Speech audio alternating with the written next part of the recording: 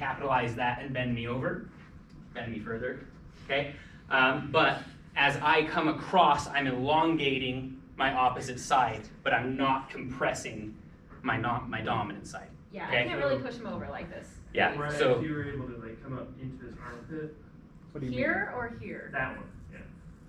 No. So I think what you're not getting at really. is she'd have to hook his other leg, his dominant leg, and use that to leverage him over. Because I mean, if you look at how he's standing, like he's not gonna be off balance if he got shoved from that side. Mariah can't Also, turn all the way. yeah, Mariah can't turn. One of the biggest things here is regardless of how far I'm pushed this way, I have all of the power in the world to just continue lifting here. Keep in mind that I'm starting from a compromised position, and going from a compromised position to a position of advantage is much harder. Mm-hmm.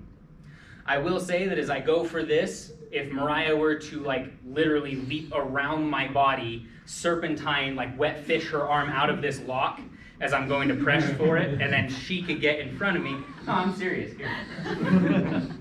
So this is going to be like a little crazy, but I'm humoring this idea. If we get into that position, so Mariah, boom, I go through like this and I see her going there. What I actually can do is before she locks down on my arm, I'm going to turn my body around her waist like this, and I'm going to turn my hip into the inside of her hip and hip throw her around the opposite side. That's the only way that I can feasibly think. But when we're like shoulder to shoulder and then me trying to turn chest to chest and like push her chest, I wouldn't be able to overpower her, and she's a lot smaller than me. And that's because she is anchored against my body here. But if I remove that anchor and I target the opposite side of her body, which is the weak side, because she's trying to put pressure right here, I can capitalize on that. Actually, Other way around. this way. That's why the weakness of this grip is this direction. So I move my body to that direction as I'm removing my arm. I've put my arm around her waist here, but I've strategically put my hip right in front of her hips so that as I continue my rotation, it's a hip throw across the center. It's essentially a inside type of Durchlaufen. I shouldn't have said that. You know. It's a technique. But for those of you who are familiar with the Durchlaufen, you can see how that's an inside hip throw. That's leg in front, arm behind hip throw. Chad? Good.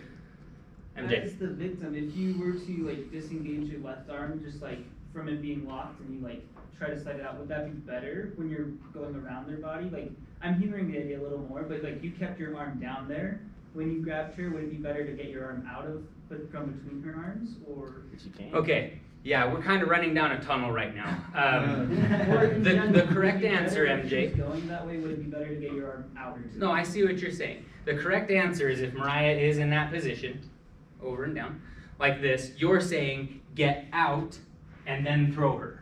Or right? just in general, get out and move back to a position Okay. where you're not, Or just just get out. somewhere to disengage. Mariah, grab your dagger. I see where you're coming from. So, I guess this is my dagger. He goes for that.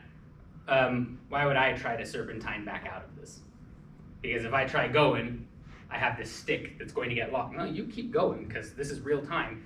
She's going to lock my dagger and my hand in there. Right? What? Mine. Mine now. So, all right, now it is Mariah's dagger. That's why I'm saying, if you leave that arm in there, the only thing that I'm doing is making it so that she cannot apply pressure to my joint, and that's why I come around. Now my elbow is up, right, where before it was down, where she was trying to compress it, I'm through here, and then if she does that, I just pop that leg out and hip rotate. So much for that. Right? Good question, but that just kind of goes back down to I can't actually get my dagger out. She would have to have a hole that's as big as my dagger to remove. Or I let go of my dagger and run away. Which Is an option. it totally is an option. Yeah. You also don't want to get arrested, and if he sits on you, you might get arrested. So keep that in mind as well.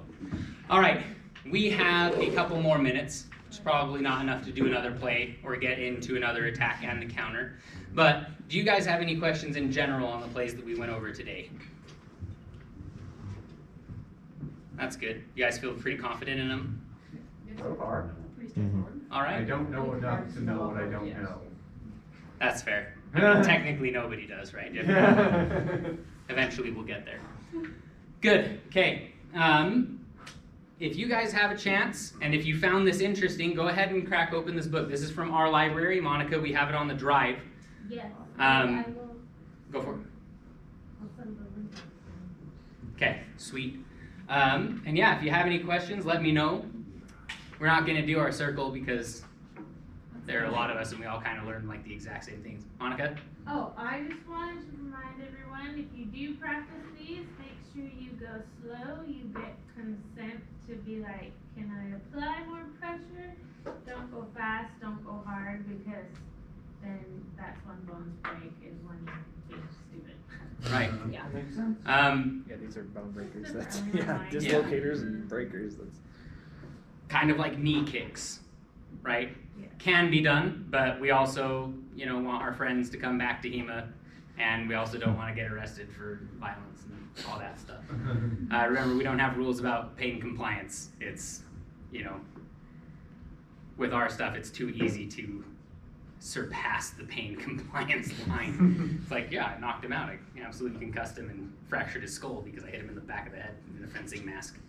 Safety goes Nice. both ways though, guys. So not only be careful when you are doing these, but if you are on the receiving end when you are practicing these with a partner, go with it. Don't fight it. Because fighting it is gonna be how you get hurt. Go with it. If the pressure becomes too great, too uncomfortable, let your partner know. Communication and facilitation of the techniques is going to be what's going to help both of you. To clarify, if you feel like there's pressure on your joint, stop, right? If you are doing the attack and you feel like all of a sudden their joint just isn't moving as far as it was, stop. Because I guarantee you can move it further. That's why these made it into the books, because these were to dislocate, okay? We try to learn these because it's cool, it's interesting, it's fun to do, but not to that point, right? Jacob, real quick. Also, you can still go with full strength and try to resist it, but yeah, you're then letting them do it. But if you don't have any resistance, if you're just a jellyfish, then all the techniques work. So Exactly. you have to give it something in order to know if you're actually doing it right. Right. I'm saying don't be a smartass. Don't try to win when you're not supposed to be trying to win, unless that is specifically what you're practicing. I think you mean don't break them because we're not supposed to break them. Guys, the point is, you're all correct, okay? The most important thing to remember is these guys have got to go to work. Your neighbor has to go to work tomorrow, okay? Your neighbor needs their fingers to type, to craft, I don't care, right?